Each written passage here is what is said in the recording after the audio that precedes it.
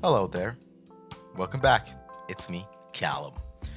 This time it's not 11 p.m., it's 9 p.m. while I'm recording a video. Nice, that's called improvement. But yeah, um, I did not expect to be recording a video this early again, but the reason is that Silver Wolf, the upcoming 5-star in 1.1, has been surprisingly nerfed pretty heavily actually. And I'm gonna, I want to go over the changes now with you. What it was before, what it is now, and obviously the implications of it. Look at the interaction with her and Celia now, which we'll get to why that's important, and then at the very end discuss her pull value. Yeah. So with that, before we start, TLDR, TLDW. If you don't want to watch and you just clicked on this because you're thinking like, oh my God, Silver Wolf is dead, my favorite character. No, good news. That's good news. She's not dead. Silver Wolf is still a very competent and great character you can pull that if you love as a character will give you debuffs, will help you trigger some effects better. So she's a unit. She's a unit of all time. She's not mid, she's not bad, she's good, she's okay.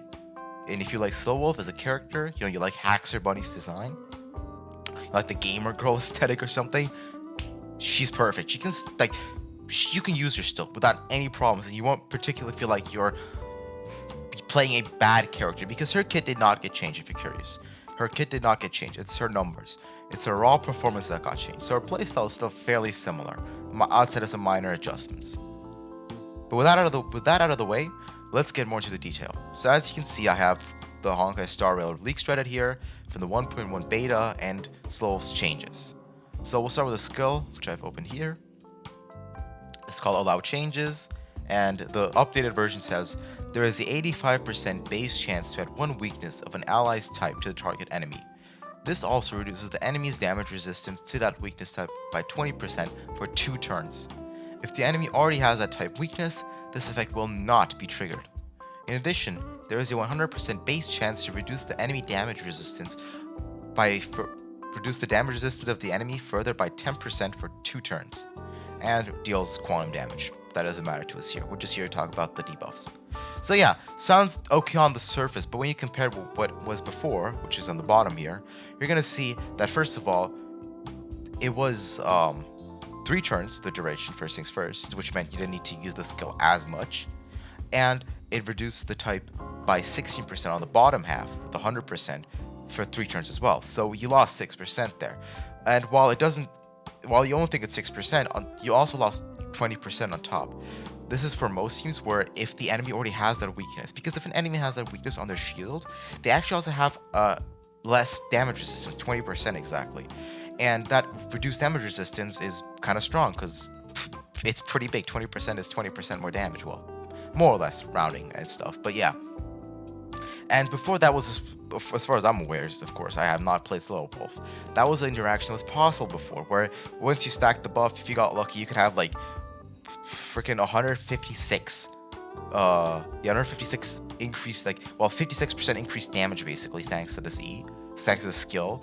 But now that has been gimped essentially, and now her skill has become more of a key to a lock for enemies that aren't weak to that type that you already are fighting. So essentially, you're not gonna feel a particular buff to the damage if you were fighting a different enemy that was already weak to this type. The most you'll feel is a 10% decreased res, which debatable if you will even really feel it, since other characters can also do the same kind of buffing. Well, debuffing, but increasing your damage. So it kind of, and on top of that, most importantly, I would say the 2-turn limit now. The fact that it'll also turn means that your skill point economy, which is generally how many points you can allocate to characters, which is very important for characters like Celia, because of the fact that she gets a lot of turns. A lot of turns means using your skill a lot, and that means using skill points a lot. So losing a turn means you have to use your skill points more often across the battle, which means that Silver Wolf becomes more skill point hungry, which is the first thing I would say that kind of kneecaps her, honestly, for long battles. Or even short battles that we want to keep short, because, you don't want to waste time using skills and then having to use your normal attack on Celia. But I digress. The ultimate, user banned. There is a 10% base chance to decrease the target enemy's defense by 45% for 3 turns. At the same time, deals 380 blah blah. Yeah, I'm not gonna go over the damage. So yeah, this got a 5% nerf. It's still 3 turns, luckily. That got to stay luckily, because getting the ult back every time would hurt more than having a skill point, honestly. So yeah, we have that at least on our side in a way. And it's pretty decent. So it's probably one of our strongest parts of our kit, I would say. While it is the strongest part, it does get outclassed by Pella, who also has 40% in her kit with E0 as a 4-star. But that's more part of poll value discussion, so we'll keep that out as well. But yeah, 45% defense reduction, and it's pretty good. Like, if you were just to look at it as raw numbers, without comparison. Now comes this, that's a skill. There we go. Now comes something that kind of, in my opinion, got hurt pretty badly.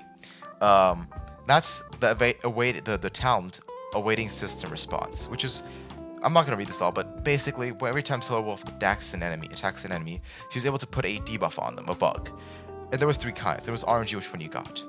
You could either reduce the attack by 15%, defense by 15%, or speed by 10%. That was pre-nerf. Now it's 10% attack, 8% defense, and 6% speed. That's kind of painful. Like, it was already RNG, but that it hurts. It's not a lot, but it puts Silverwolf just a bit worse compared to all as her power level. Bro, shut up, Windows security. So yeah, she kind of lost a few percent. She lost 7% defense reduction there, which is the strongest part of it, as it doesn't have any actual cooldown. She can just use it anytime. Even her basic attacks can proc this. Yep, that's it. So that's your changes. Overall, doesn't look too dramatic. They buffed their own damage, so that's cool, I guess. But it's a lot of it takes a lot of what made her special. So the analysis of this is, originally people were pretty excited about using her mono teams, for example, as you could stack the resistance and stuff, and to use it to brute force content. Just don't have to care about enemy resistances. They've kind of reduced that just possibility of even doing that, because now, if you do want to do that, you need to still pay attention to the enemy's resistance, because usually, you want to, because technically, usually when you fight a boss in Memory of Chaos, you look at their shield type, right? You look at, okay, they're weak to wind. I'll put in Danheng. I'll pull in Daniel, as me and other people like to call them, Daniel. And then you're like, okay, I need some debuffing. I have Silverwolf. I'll put in Silverwolf, right? But then you realize that Silverwolf doesn't actually do that much, because it's 20%, yes, 30% more, but she misses, you miss out on that extra weakness addition. If not weakness, you end up getting not a lot of value, because in the past you'd get extra if you were using a different character, not using a different character, you'd also at least get 30%, 40% extra damage reduction, damage resistance reduction. But now that's kind of lost because of this change. So the only reason really to use her in such a team against a boss would be if you trying to brute force it and not want to change your element. If you really want to use Sealy for some reason, for example, which is what we're going to get to later. But that's where she would shine, technically speaking, because then you have 2 quantum allies, and then you'd have a higher chance to proc the weakness of that.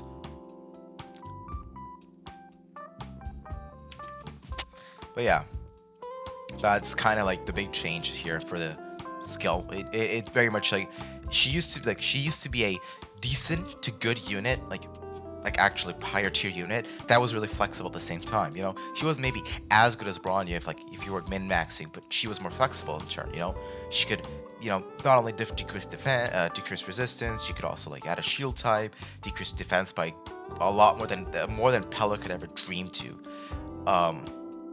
And it made her this really neat unit to have. You were she became a unit where you could say pull her because she will work with anyone and anything, kind of, But that's lost now. She's basically locked into quantum teams. That's how I've agreed to it, most people. You can force her to other teams, like I said. So if I'm saying this, don't get extreme and be like, oh my god, I can't put her in any other teams except with Sealy and with Mahjong Girl. I can't pronounce her name, I'm sorry. If I try, I'm gonna say it wrong, so I'm not gonna try. But this girl, I know people who like her, but she works well with them. That's true. But that's the best place she works now. She doesn't and every other team got kind of nerfed in that regard. So yeah, that's that. Now to get to the numbers, because your boy did some more excelling today. for 4 hours straight, and I messed around a lot. I learned a lot of stuff today. So, now we can do like the third part of the video, basically. Like, did I call? I think third or second. The Sealy, with the Sealy, Soul Wolf plus Sealy checks. So here, I decided to use the ultimate of Sealy because it's a one number that gets buffs, and you can like that. It's one consistent kind of number. It doesn't have multi hits that all need to crit and stuff. You know, it's just one number. If it crits, it crits, which is why I'm just using the average damage formula here. Crit these two. So there you go. That's the base damage. Which this is against a level 80 enemy as a level 80 Sealy, by the way. That's the stats I'm using. Yep. Those are the stats. All the attack percents. For this is the base. Every time here is like with other buffs, like with Bronya's buff and stuff, and with Tinian's buff and Soul Wolf plus Bronya. So I wrote a good bit of stuff down here. So we have something to go over basically. So starting with Soul Wolf, which I put her alone here with Soul Wolf together. Just these two. 1 second. There we go. So in case you just want to run Sealy plus Soul Wolf and then like a shielder and a healer, in case you're doing, I don't know, simulated universe and higher difficulties. In that case, Soul Wolf is not going to do much. As you can see, yes, it adds a good bit of damage, but you can look at the comparisons here, this is the damage difference between these two, in case you're curious. So like this versus this, and you can see what the difference is. Same goes for here. This is easier Tinian, by the way. You can see about 50%. This is E0.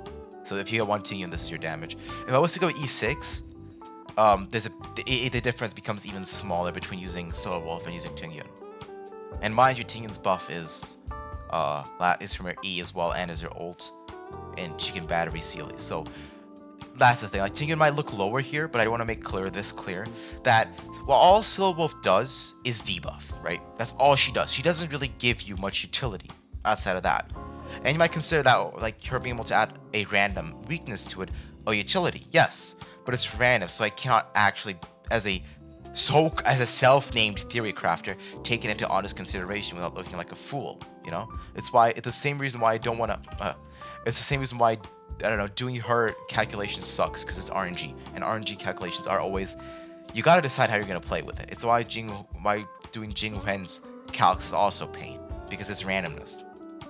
But yeah, Bronya gives you more turns. She gives you 2 turns if you have the SP economy to accommodate that. You can have 2 turns with Sealy, which is big because it can be more energy, more hits, everything.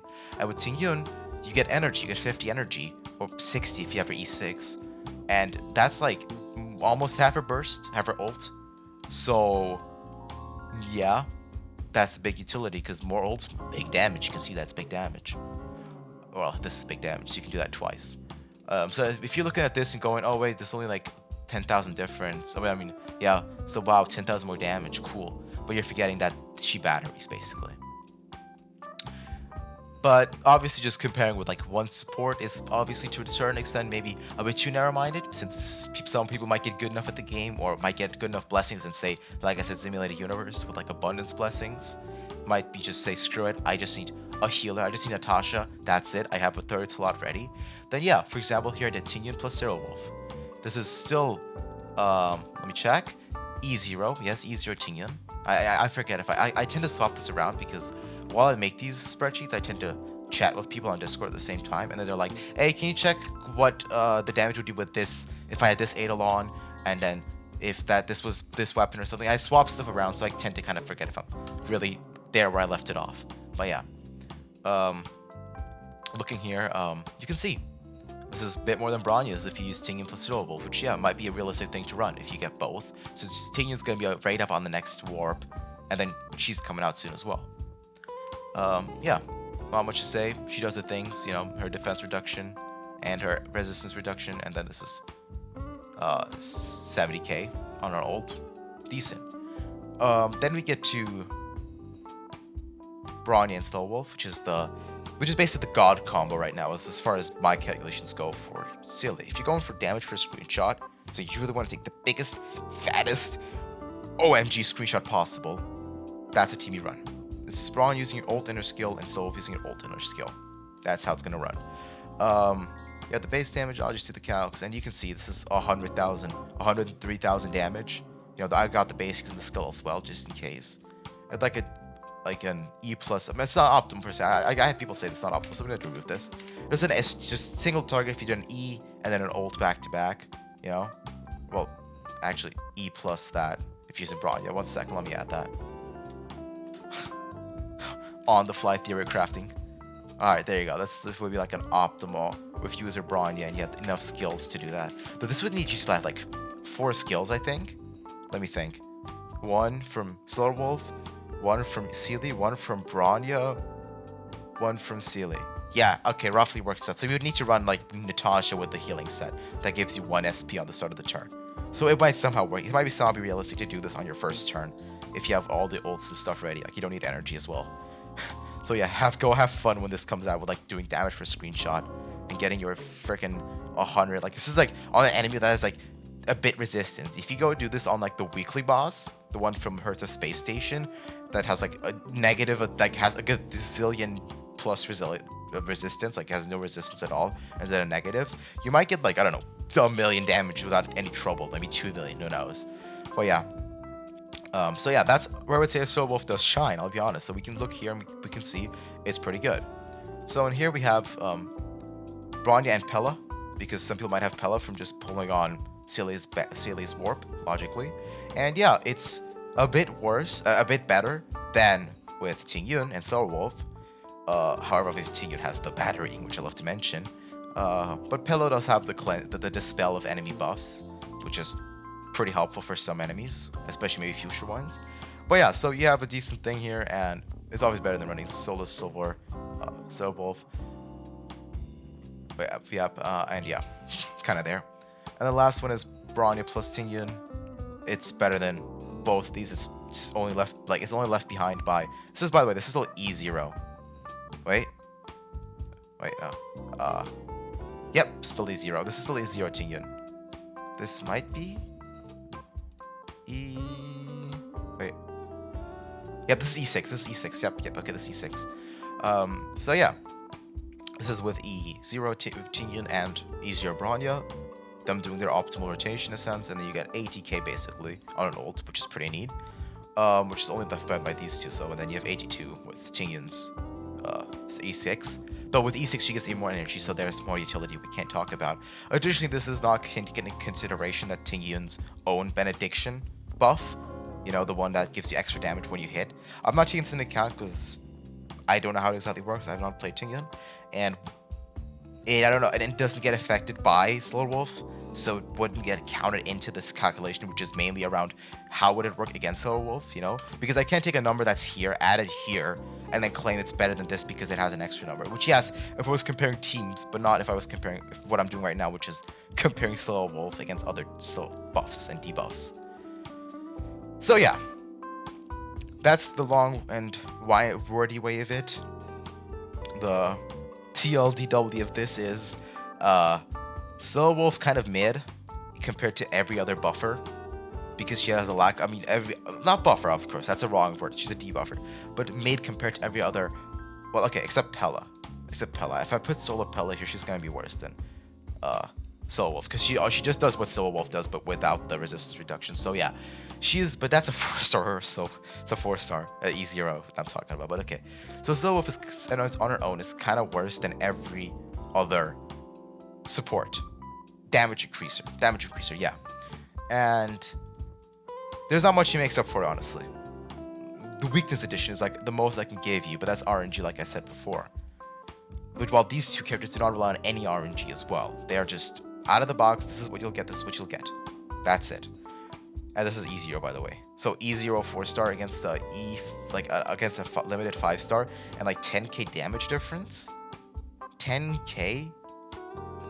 Like yeah, I think there's something here. It doesn't look good, essentially. They basically gutted this character in terms of pull value, which is our final subject to today. Woohoo! The pull value of Slow Wolf. You know, you're wondering, right? I'm saving all my jades. I got 2,000. I got 25,000. I'm grinding, man. I'm grinding in those mines. Like I'm back in the underground level and all that stuff. Okay, I get your point. You're farming, and you don't want to waste them, right? You don't want to feel shit after pulling a character. You don't want to pull a character, use them, be like, wait, what's wrong? Why is this doing so little damage? Do I have shit RNG? Do I need to get better relics? And then you go online and you just have people laughing at you for pulling that character. You don't want that. No one wants that, right? Obviously, some people don't care, but for those that care, I'm saying. And the good news is she isn't that bad. So if you want to pull her nonetheless, and if you can accept, this is what I want you to. One thing I want you to take away from this video is, if you're going to pull Solo Wolf, accept that she's not going to be much better than Bronya or even a easier Tinian in terms of utility and in terms of just overall quality of life in battles. If you have Bronya already, maybe skip her. Honestly, unless you really like Solo Wolf, unless your goal is damage per screenshot, skip her.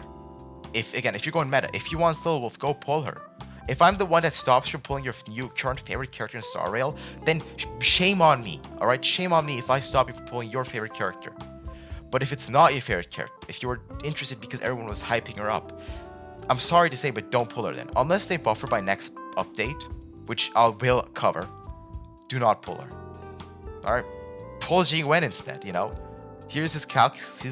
He does great damage with Tinian, E6 Tinian, and Bronya, which you're bound to get from, like, because she's on his... Tinian is on Jingwen's warp. So, you get, like, a great support, you know, for your Sealy. Don't pull Jingwen if you have Sealy. That's the big thing. If you have Sealy, don't pull, okay? But yeah. If you want a damage dealer right now, for example, like if you look at this, just like if you want to spend your Jades right now, I'm saying it, Jingwen, he's the man you should pull. He's the warp you should pull on because he has Susan as like your secondary carry you can level for your other team. Tinian, like I said, she's OP. She's just plain OP. For being a 4-star, for being a battery, she's pretty damn good. Especially because she synergizes so well and has a great SP economy. You know, one skill point every 3 turns. So that's why you should pull there. If we're talking strict meta, and after you've pulled Jingwen, or if you already pulled Sealy, so if you pulled Sealy, or you're gonna pull Jingwen, what your goal for 1.1 should be, is to pull Luo Chao, you know, the healer guy, Auto Apocalypse. I don't have the calculations right now on my hand, but I have checked his kit, and he got buffed. While Solo Wolf got nerfed, he got pretty heavily buffed, you know? And he's an incredible healer now. Like, he has 70% base effect resistance, you know? So, freeze, imprisonment, he don't care, basically. If you just stack a bit more effect on him, you know? Because at 100%, as far as I'm aware, he ignores it entirely.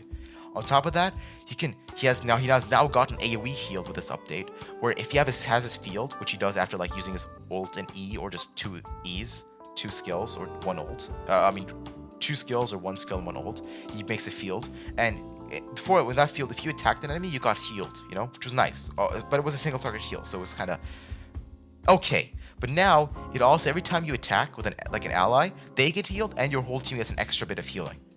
So say you have the turn. Everyone of your team is the turn, right? So you've activated the field, right? And you have 4 turns to do something now. You do 4 times damage. Or you with Bronya even, you know? I mean, though Brawn just gives extra turns. So. But yeah, okay. So everyone does their turns. Everyone does their damage, and you just get healed and healed and healed, you know? Like, he gives like 7% from his attack scaling. And if you do it 4 times, that's freaking... 28%. Yeah, I had to do it in my head. Sorry. 28% attack-based healing. And last I checked, that's pretty good. I mean, the healing values are pretty good. So that's the thing. Kinda, yeah. You know, you come here to click on Solo Wolf and you find out that the character after is going to be much better for your account. But hey, that's what I am. I like to do that. I like to be a meta man. You know, though I have personally broken that rule in the past, you know. But right now the game is so early. So okay, before I end the video, I just want to add this segment, which is why you should pull meta in Star Rail. Right now, at least. In my opinion, we're all our accounts at such a point where there's rewards for missing out on. For example, in 6 days, Memory of Chaos is going to reset. So if you haven't gotten your Jade rewards by then, you're not getting them. They're gone, basically. You're missed out on rewards, Jade rewards. And you kind of, most people don't have characters, right? Most are saving right now, for example. I'm saving for Jingwen. Like, look at me. Wait, no. Did the game freeze? Okay, there we go. Look at me. I have 100. I have freaking 160 pulls saved. Do I? Yeah, I do. 160 pulls saved for Jungwen ban. Mainly because Tinian and Jungwen. So basically, that's the thing, you know. Most of us don't have the characters to be able to clear most of the heavy content, right? And I think the main goal right now should be to pull good units that can carry for a good while. Because this game doesn't have ranking. Like, the power creep is going to be limited. Because the only thing they gain from power creep is hype. They're not going to gain, for example, like in Honkai Impact 3rd, which is a game I used to play a while back. That game has a ranked system for your rewards, which incentivizes meta even more and makes power creep a viable business decision because that will make most players pull to stay competitive, right? We don't have that in Star Rail. So basically, best thing you can do right now is gear your account with meta units, at least the ones you like, because there's a lot of meta units that we're getting. And it's best to pick ones you like. You know, the one you hate the least, I guess. Pull them, make a good team around them, and then use them to clear content and get rewards and farm. And then you can build your favorite character, your favorite meme team on the side, and meme around later on. That's what my plan is, you know, in this game. But right now, we're so early that I think it's best to get to a strong account standpoint as fast as possible, so that we have we can coast by content before we start going into different directions that could make our account weaker if we weren't ready for other content. And that's kind of it. I think we should pull meta for now. That's why I'm kind of making these videos as well. This is I can tell you, this was not fun. I sat here 4 hours making this. It doesn't look like much, but I had to learn resistance formula for this, because before this, I did not, because there's not many characters that decrease resistance in this game, and I haven't worked with any of them up to now with Solo Wolf. So I had to sit down and learn this stuff, so it's not fun, not gonna lie. But yeah, that's it for me. Thanks for watching. I hope my mic was better in this video. I hope the music wasn't as loud. If you have any thoughts, any questions, anything, leave in the comments down below. I'm reading them. I'll do my best to reply to them. If you liked it, you can leave a like. I'd be pretty happy. It would tell me I'm doing something good here. It would tell me this was all worth it, and I should keep pursuing this. And if you somehow, if you do want to see more of me and listen to more of my, analysis of this stuff, which would surprise me, honestly, I don't know. But then leave a sub. Would shock me, but yeah. So that's it. Thanks for watching. Have a great day. Stay safe. Don't forget to drink water. And that's it. Callum out. Bye.